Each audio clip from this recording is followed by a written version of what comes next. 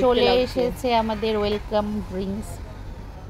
এই যে সঙ্গীত লাল আর এনাদের দুজনেরই এসছে, আমাদের আসেনি, বসে আছে আমরা সবাই।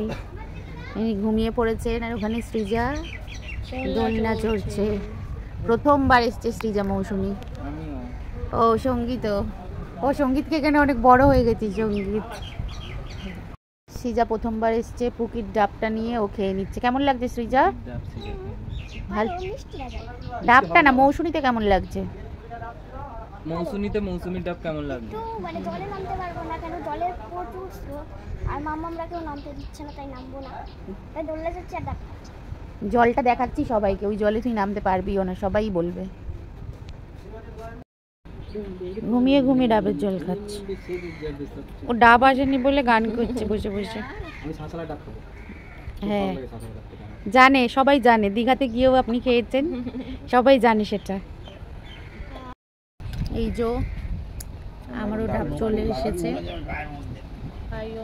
আমিও খাচ্ছি।